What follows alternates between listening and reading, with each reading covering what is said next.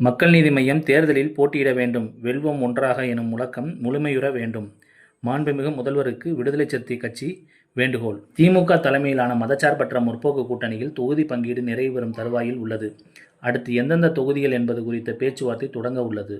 இதுவும் மிக இலகுவாக விரைவாக நடந்தேறும். இந்த நிலையில் திமுக கூட்டணியில் மக்கள் நீதி மய்யம் போட்டியிடாமல் கூட்டணியை ஆதரிக்கும் நிலை ஏற்பட்டிருப்பது ஏற்புடையதாக இல்லை. அக்கட்சியின் தலைவர் அண்ணன் திரு கமல்ஹாசன் அவர்கள் தமிழ் சமூகத்தின் நன்மதிப்பை பெற்ற ஒரு மகத்தான திரை கலைஞர். 4% அளவிலான வாக்கு வங்கியை கொண்ட ஒரு அரசியல் தலைவர்.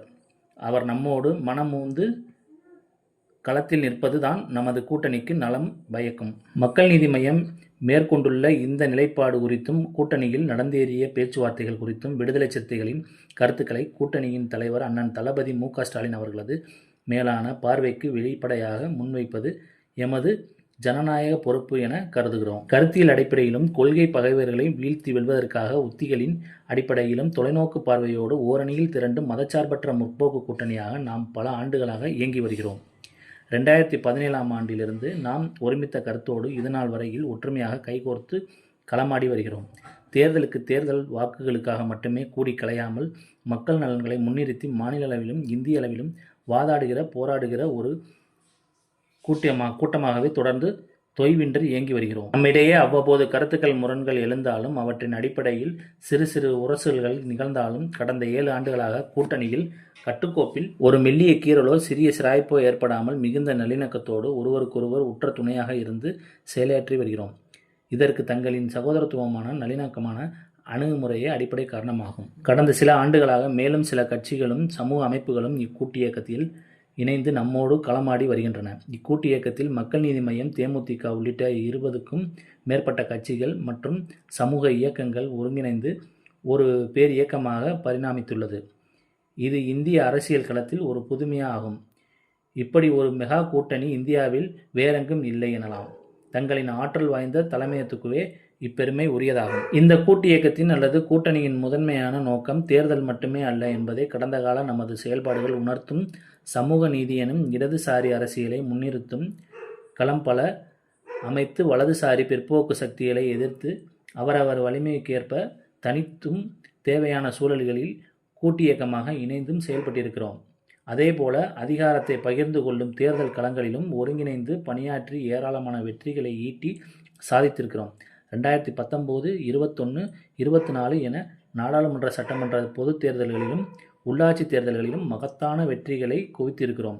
ஒவ்வொரு கட்சியும் அவரவர் வலிமைக்கேற்ப அவரவரின் பங்களிப்பு கூட்டணியின் வெற்றிக்கு உறுதுணையாக இருந்துள்ளது. ஒரு கட்சியின் வலிமை என்பது அக்கட்சியின் வாக்கு வங்கியை மட்டுமே குறிப்பிடத்தகாது. அது மிகவும் குறிப்பான ஒரு அளவுகோல்தான்.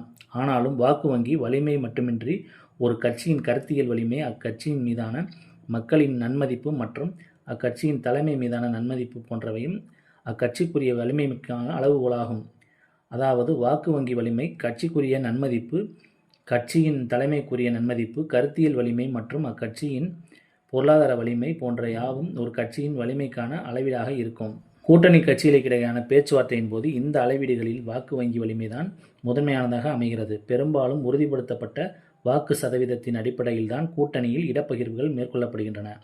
அந்த வரையறைகளுக்கு உட்படாத சில கட்சிகளை அவற்றின் சமூக அடையாளங்களை பின்னணியாக கொண்டு மதிப்பீடு செய்யப்படுகிறது. ஆனால் கட்சியின் கருத்தியல் வலிமை ஒரு அளவுகோலாக எடுத்துக்கொள்ளப்படுவதில்லை என்பது கசப்பான உண்மையாகியுள்ளது. தொகுதி பங்கீடு நடக்கிற போது ஒவ்வொரு கட்சியுமான தொகுதி எண்ணிக்கைகள் எத்தகைய வரையறைகளில் அடிப்படையில் தீர்மானிக்கப்படுகின்றன என்பது அவ்வப்போது நிலவும் அரசியல் சூழல்களை பொறுத்து அமைகின்றன. அத்துடன் கூட்டணியில் அங்கம் வகிக்கும் கட்சிகளின் அணுகுமுறைகளை பொறுத்து, கூட்டணியின் தலைமை கையாளும் அரசியல் உத்திகளை பொறுத்தும் இடப்பகிர்வுகள் நிகழ்கின்றன. கூட்டணிக்கு தலைமை வைப்பவரின் நிலையிலிருந்து ஒட்டுமொத்த கூட்டணியின் வெற்றியை முன்னிறுத்து அனைத்து கூறுகளையும் சீர்தூக்கி பார்த்து தலைமைக்கு ஒத்துழைக்க வேண்டியது கூட்டணியிலுள்ள ஒவ்வொரு கட்சியுமுள்ள பொறுப்பாகும். கொள்கை பகை வீழ்த்தவும் கூட்டணியின் வெற்றியை உறுதி செய்வதும் ஒவ்வொரு கட்சியின் கடமை. ஆனால் அந்த கட்சிகளின் நலன்களையும் கருத்தில் கொண்டு வெற்றிக்கான உத்திகளை வகுக்க வேண்டியது தலைமைக்குரிய தவிர்க்க முடியாத பொறுப்பாகும். கருத்தியல் வலிமையை இன்றியமையாத ஒரு அளவுகோலாக கொண்டு இடப்பகிர்வு உள்ளிட்ட அணுகுமுறைகளை கையாள வேண்டியது இன்றைய வரலாற்று தேவையாகி உள்ளது. கருத்தியல் உறுதிப்பாடு கொண்ட நம்பகத்தன்மை வாய்ந்த தோழமை சக்திகளை வலுப்படுத்துவதன் மூலம் கொள்கை பகை இம்மண்ணில் வேரூண்ட விடாமல் தடுக்க முடியும். அத்தகைய தொலைநோக்கு பார்வை கொண்ட இடதுசாரி தோழமை சக்திகளை அரவணைப்பதில் கூடுதல் முன்னுரிமையை அளிக்க வேண்டியதும் அவர்களை வலுப்படுத்த வேண்டியதும் காலத்தின் கட்டாயமாகியுள்ளது. அதன் மூலம் ஒட்டுமொத்த கூட்டணியுமான நன்மதிப்பு மக்களிடையே பன்மடங்காகி பெருகும். தற்போது நடந்தேறிய தொகுதி பங்கீடு பேச்சுவார்த்தையில் மக்கள் நீதி மய்யம் கட்சிக்கு இடப்பகிர்வு அளிப்பதில் ஏற்பட்டுள்ள நெருடல் அக்கட்சி தேர்தலில் போட்டியிடுவதில்லை என முடிவெடுக்கும் நிலைமைக்கு தள்ளப்பட்டுள்ளது. அதே வேளையில் மதசார்பற்ற கூட்டணியின் வெற்றிக்கு பாடுபடுவோம் என்றும் அறிவித்துள்ளது.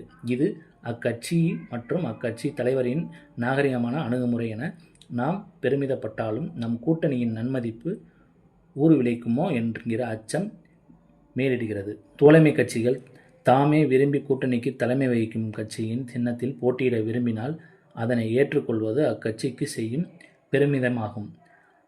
அதே வேளையில் தனி சின்னத்தில் போட்டியிட விரும்பும் தோழமை கட்சிகளை அவற்றின் விருப்பத்திற்கு மாறாக தலைமை வகிப்போரின் சின்னங்களில் போட்டியிட கோருவது ஏற்புடையதல்ல. அது அவர்களின் சுதந்திரமான அரசியல் நடவடிக்கைகளை முடக்கி போட்டுவிடும்.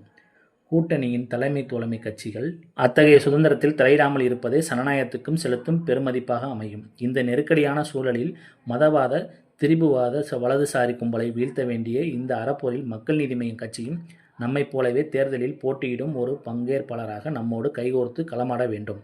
அதாவது அண்ணன் கமல்ஹாசன் அவர்களும் தங்கள் தலைமையில் கொள்கை பகை வீழ்த்த கருத்தியல் வளைந்த வேண்டும். மக்கள் நீதி மய்யம் தேர்தலில் போட்டியிடாது என முடிவெடுப்பது அவரது பெருந்தன்மையாக இருக்கட்டும்.